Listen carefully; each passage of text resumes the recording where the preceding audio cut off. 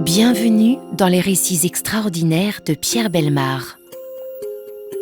Un podcast issu des archives d'Europe 1. C'est l'une des moins connues et pourtant l'une des plus sensationnelles enquêtes que la police ait jamais menée.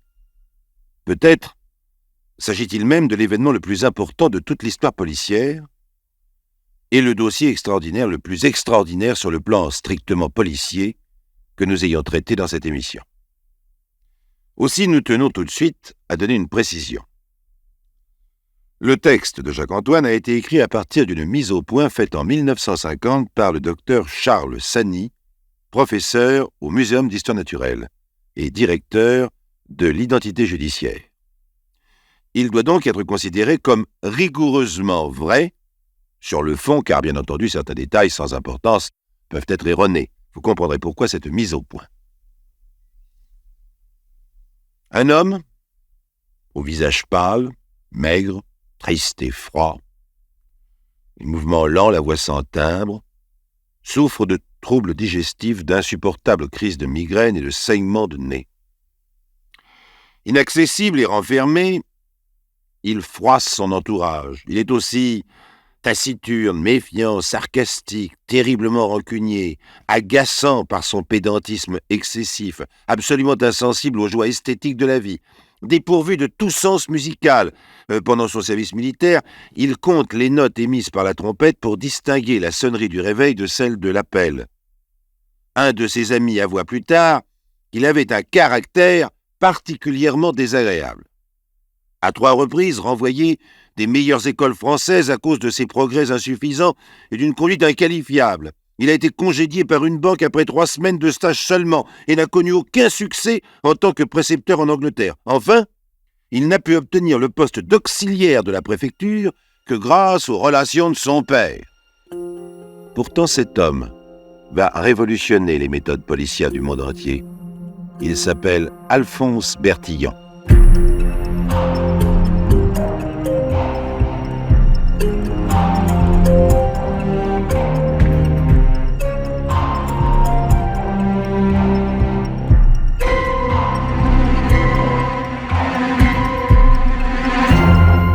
Les choses les plus simples ne sont pas toujours les plus anciennement connues. C'est ainsi qu'il a fallu plusieurs millénaires pour que quelques savants observent que certaines dimensions du corps humain, très variables d'un individu à l'autre, sont par contre constantes chez un même individu à partir d'un certain âge.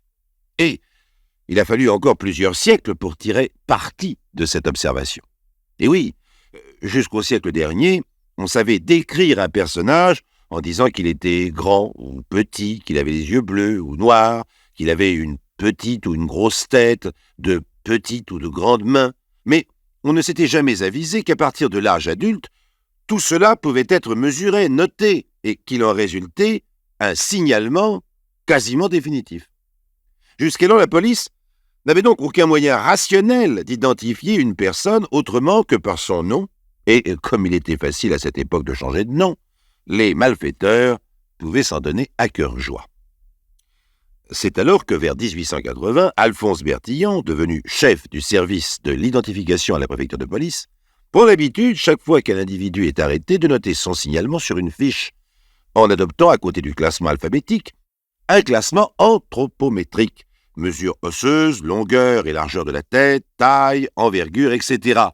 C'est, dès le début, une véritable révolution dans les méthodes policières, car Alphonse Bertillon arrive à reconnaître chaque mois parmi les gens ayant déjà subi des condamnations 30 à 40 individus qui avaient réussi à changer de nom et se croyaient à l'abri.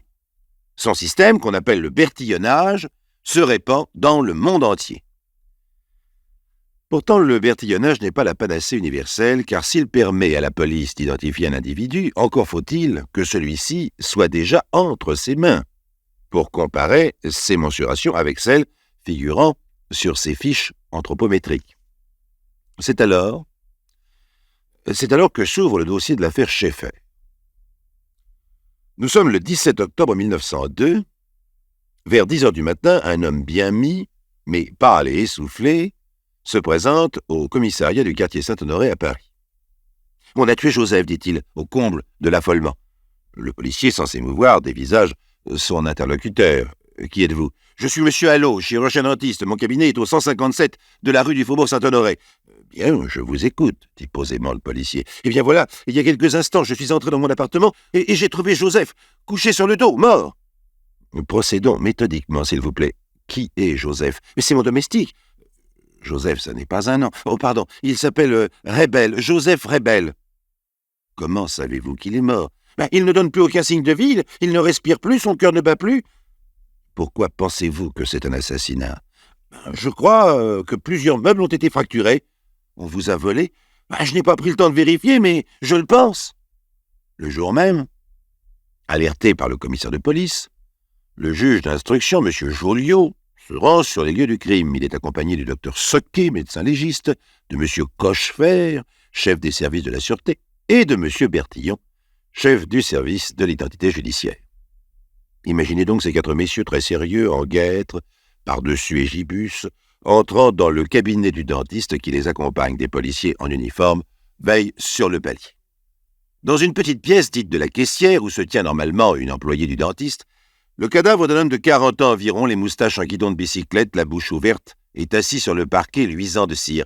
Il semble regarder les 4 enquêteurs, car appuyé le dos contre une chaise, il fait face à l'embrasure de la porte. Les jambes allongées, la chemise en partie sortie du pantalon.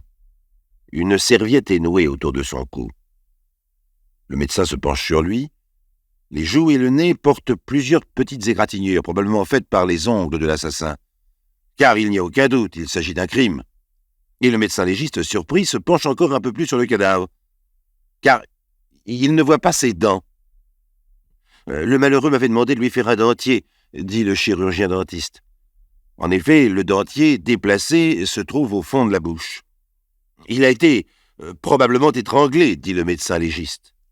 Le procureur, qui entreprend la visite des lieux, découvre dans la cuisine les traces d'un repas, mais pour une seule personne, car bien que la table ait été débarrassée, la vaisselle sale ne comporte qu'une assiette et qu'une seule tasse. Sur la table, on peut voir cependant une bouteille de rhum largement entamée et une boîte de cigares. Dans l'évier, un torchon taché de sang mêlé d'un liquide blanchâtre, peut-être de la salive. Dans ce cas, il aurait pu servir à étouffer la victime et faire cesser ses plaintes. Enfin, pendu à une patère, une blouse blanche maculée de sang. Alphonse Bertillon sort alors le matériel photographique de l'époque, le pied en bois, l'énorme boîtier à souffler, le jeu de plaques, etc., et commence à photographier le cadavre. Pendant ce temps, le procureur passe dans le cabinet proprement dit du dentiste, constate au passage qu'un secrétaire et diverses vitrines ont été l'objet d'effractions. Soudain, le procureur montre au chirurgien dentiste des clés sur une cheminée. À qui sont ces clés ? Ce sont les clés des meubles, c'est le trousseau de Joseph. Est-il normal qu'elles soient là ? Non, Joseph les portait toujours sur lui. C'est donc probablement le meurtrier qui les a abandonnés sur cette cheminée. Dans ce cas, les effractions sont, du moins pour certains meubles, simulées. Par contre, passant dans le grand salon, le procureur reste en arrêt. Une vitrine à 2 corps occupe le milieu d'un panneau. Le bas du meuble est plein, mais le haut est fermé par une porte vitrée à 2 battants. Le procureur appelle alors Alphonse Bertillon, et avec l'entrée de celui-ci dans le grand salon, la véritable affaire Schaeffer commence. Alphonse Bertillon a en effet un coup au cœur en voyant ce meuble, car la vitre du battant droit est brisée, et sur la portion de verre qui est restée en place, on remarque des empreintes de doigts très apparentes. Qu'en pensez-vous, M. Bertillon ? Demande le procureur. Là, chers amis, je dois vous avertir que ce dialogue est purement inventé, mais vous allez comprendre bientôt que nous avons eu peu de risques de nous tromper. Ces traces de doigts sont particulièrement nettes, n'est-ce pas, M. Bertillon ? Insiste le procureur. Oui, doit répondre M. Bertillon. Mais il doit avoir le visage grave et soucieux, car les empreintes sont son obsession, son cauchemar. Les empreintes sont son pire ennemi, la ruine de ses efforts. En effet, dès 1880, des isolés ont tenté d'identifier les individus par leurs empreintes digitales. En Argentine, en 1892, puis en 1893 à Paris et à Lyon. Des spécialistes ont insisté sur l'intérêt qu'il y aurait à utiliser le système des empreintes digitales au lieu et place du bertillonnage, puisqu'il est démontré que les empreintes digitales ne se modifient jamais et qu'elles sont pourtant toutes différentes d'un individu à l'autre. Alphonse Bertillon, très autoritaire, dogmatique, reste persuadé de la supériorité de sa méthode anthropométrique face à la méthode digitale. On l'appelle dactyloscopique, trop minutieuse. Pourtant, il craint de voir sa méthode supplantée par la méthode des empreintes, et c'est à contre-cœur qu'il a décidé en 1894 d'ajouter sur ses fiches anthropométriques l'empreinte des 4 doigts de la main droite, puis en 1900 d'ajouter l'index de la main gauche. Mais une fois encore à contre-cœur, sans aucune conviction. Et il n'y croit pas, et d'ailleurs, il faut bien le reconnaître, jamais jusqu'alors on a réussi à identifier un coupable avec ces empreintes digitales. Il faut comprendre aussi que jusqu'alors, personne n'a imaginé qu'on puisse identifier un individu absent, que ce soit avec l'anthropométrie ou avec les empreintes. Je m'explique. L'anthropométrie judiciaire, le bertillonnage, permet d'identifier un individu à condition qu'il soit déjà entre les mains de la police, ou du moins que la police puisse effectuer ses mensurations et les comparer avec les pièces qu'elle possède déjà, mais c'est tout. Le bertillonnage ne permet évidemment pas d'identifier un individu absent.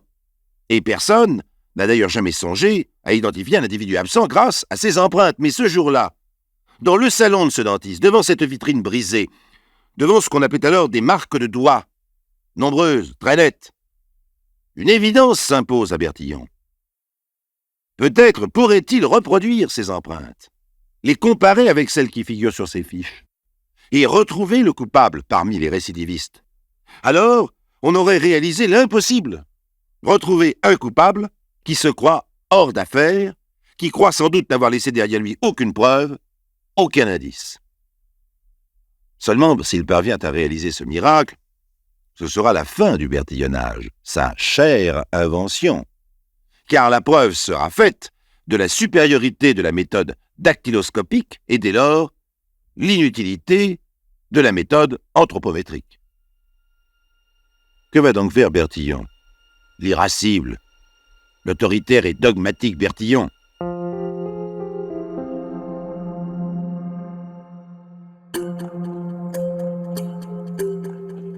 Dès le lendemain de la découverte du crime, une enquête serrée est entreprise.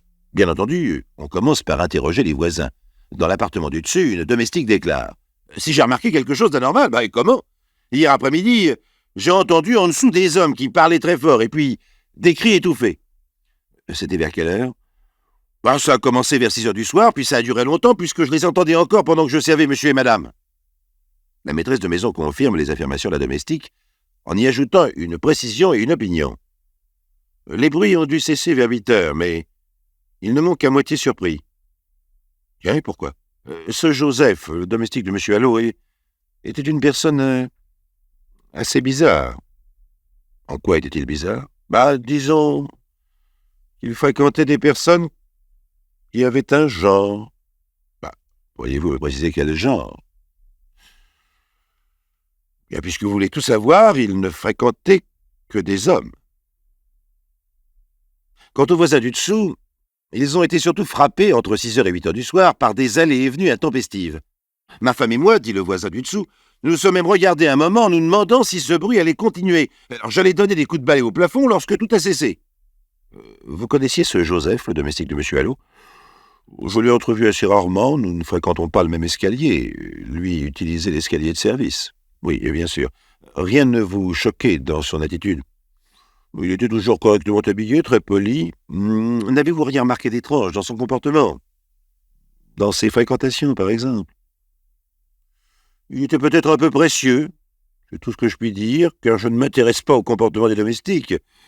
Vous devriez plutôt interroger le concierge. Pour le concierge, il ne fait aucun doute que Joseph, la victime, avait des mœurs inavouables. De plus, le concierge affirme ne pas avoir quitté sa loge de toute l'après-midi, de sorte qu'il a contrôlé toutes les entrées et les sorties de l'immeuble. Comme M. Allot, le chirurgien-dentiste, ne donnait pas ce jour-là de consultation, il n'a constaté l'entrée et la sortie d'aucun étranger. Interrogés à nouveau, les voisins du dessus et du dessous sont d'accord pour affirmer n'avoir pas entendu la sonnette d'entrée de l'appartement du dentiste, à laquelle ils sont pourtant très accoutumés. Il semblerait donc que l'assassin soit une personne fréquentant habituellement l'immeuble et ayant libre accès à l'appartement du chirurgien-dentiste. Ce dernier est interrogé sur les fréquentations de son domestique. Eh bien oui, quoi. Joseph avait sans doute des mœurs particulières, mais cela ne nuisait en rien à son travail. Il était sérieux, poli, méticuleux, je n'avais rien à lui reprocher, et sa façon de vivre ne me regardait pas. Mais avez-vous remarqué quoi que ce soit d'inhabituel dans son comportement les derniers jours? Non. Avez-vous appris qu'il ait eu des fréquentations nouvelles? Peut-être. En effet, il y a quelques jours, Joseph a reçu un homme qu'il m'a présenté sous le nom de Georges, en me disant que c'était un parent. C'était vrai? Oh, probablement pas, mais je n'ai pas cherché à savoir, car ce parent, m'a-t-il semblé, était de toute évidence un pédéraste invétéré. Et pouvez-vous le décrire? Certainement, car il est venu plusieurs fois. Attendez, c'est un homme de taille plutôt avantageuse, cheveux châtains, visage assez rond, nez assez fort, la moustache en croc, avec une barbe. La dernière fois où je l'ai aperçu, il avait un costume prince de Galles, marron. Quel âge? Je lui donnerai environ 28 ans. Munis de ces renseignements précieux, les policiers parisiens se creusent les méninges, cherchent, dans leurs souvenirs, un barbu de grande taille, à la moustache en croc, pédéraste notoire et s'appelant Georges. On interroge les indicateurs, on effectue quelques rafles, tout cela sans succès. C'est alors que reparaît Alphonse Bertillon dans une scène qui devait rester à jamais mémorable dans toute l'histoire de la police criminelle. Je vous rappelle, chers amis, que bien qu'elle possède un signalement assez précis du meurtrier de Joseph, la police reste impuissante à le retrouver. Le crime a eu lieu le 16 octobre 1902, entre 6h et 8h du soir. C'est le 24 octobre, donc une semaine, jour pour jour, après la découverte du cadavre, qu'Alphonse Bertillon demande à être reçu par le juge d'instruction. Dès son entrée dans le bureau de ce dernier, Alphonse Bertillon, calme, silencieux et assez pâle, lui tend un rapport dactylographié. Ce rapport a en tête de la préfecture de police, Direction générale des recherches, service de l'identité judiciaire, vu et annexé par le commissaire de police du quartier. Je l'ai sous les yeux. Je vais vous en lire quelques extraits car c'est un document unique, à plusieurs titres. Je lis. Le 17 du courant, j'ai été chargé par M. Joliot, juge d'instruction, de photographier l'appartement situé au numéro 157 de la rue du Faubourg Saint-Honoré, où un crime avait été commis sur la personne d'un sieur Rebel, domestique au service de M. Allot, dentiste. Au cours de cette opération, j'ai été amené à reprendre des empreintes de doigts assez apparentes sur un carreau d'une vitrine du salon de M. Allot. Les empreintes dont il s'agit pouvaient avoir été laissées soit par l'assassin présumé, soit par sa victime, soit enfin par une personne quelconque ayant pénétré dans le salon de M. Allot. Dans l'impossibilité matérielle de vérifier la dernière hypothèse, je n'avais à m'occuper que des deux premières, ce qui me permit tout d'abord de constater que les empreintes inconnues n'avaient aucune analogie avec celles de la victime. Dès lors, les recherches se trouvaient limitées au répertoire anthropométrique. Effectuées avec le plus grand soin, elles ont fait découvrir une fiche concernant un nommé Schaeffer Henri Léon, âgé de 24 ans, mesuré le 9 mars dernier, alors qu'il était inculpé de vol et abus de confiance, et dont les empreintes digitales concordent d'une manière frappante avec celles relevées sur le lieu du crime. Afin d'en faciliter la comparaison, j'ai fait agrandir ces documents à une échelle supérieure de 4 fois la grandeur naturelle, et le rapprochement des épreuves apparaît alors avec la plus grande netteté, si joint une reproduction des pièces mentionnées au présent rapport. Là, chers amis, je m'interromps quelques instants pour vous commenter les pièces en question. Il s'agit d'abord d'une fiche anthropométrique, où l'on voit en effet de profil et de face un homme barbu à la moustache en croc, le dénommé Henri Léon Schaeffer. La fiche comporte toutes sortes d'indications, la taille, l'envergure, la hauteur du buste, toutes les mensurations de la tête, la longueur des pieds, des doigts, des bras, la couleur de l'iris, la dimension et la forme des yeux, son âge, 25 ans, son âge apparent, 28 ans, la couleur des cheveux, la barbe, de l'implantation de celle-ci, etc., etc. Bref, ce que l'on appelle le bertillonnage. Et sous cette fiche ont été ajoutées l'empreinte du pouce, de l'index, du médius et de l'annulaire droit. Le dossier comporte en plus de la fiche des photos agrandies de ces mêmes empreintes, comparées avec celles qu'Alphonse Bertillon a relevées sur la vitre de la vitrine du grand salon. Les points de similitude entre ces empreintes sont soigneusement signalés par un petit trait numéroté et relevés dans la marge. Il y en a plusieurs pages.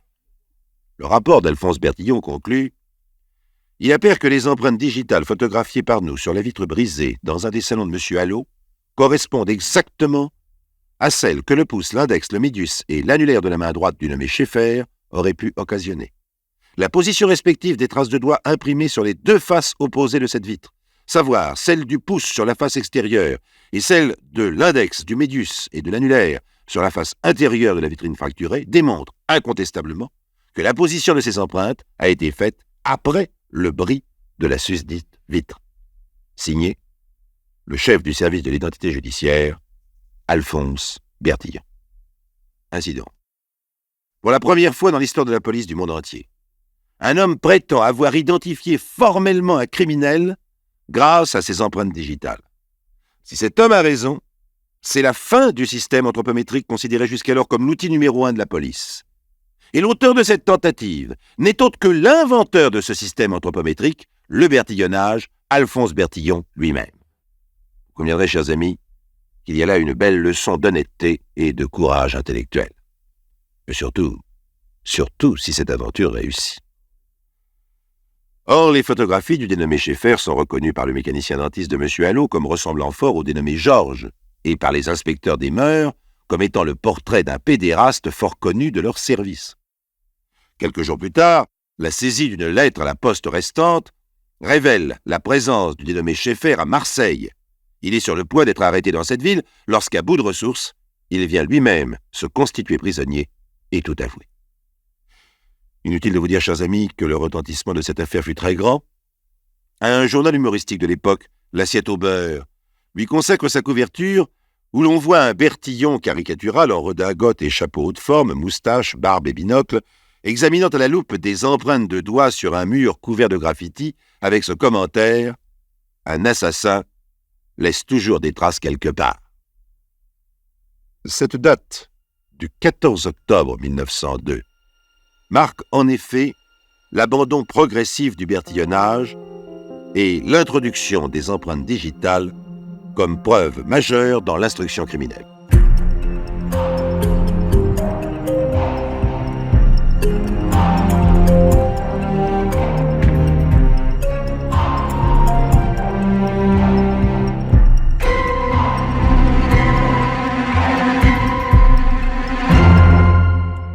Vous venez d'écouter Les récits extraordinaires de Pierre Bellemare, un podcast issu des archives d'Europe 1 et produit par Europe 1 Studio. Réalisation et composition musicale, Julien Tarot. Production, Sébastien Guyot. Patrimoine sonore, Sylvaine Denis, Laetitia Casanova, Antoine Reclus. Remerciements à Roselyne Bellemare. Les récits extraordinaires sont disponibles sur le site et l'appli Europe 1. Écoutez aussi le prochain épisode en vous abonnant gratuitement sur votre plateforme d'écoute préférée.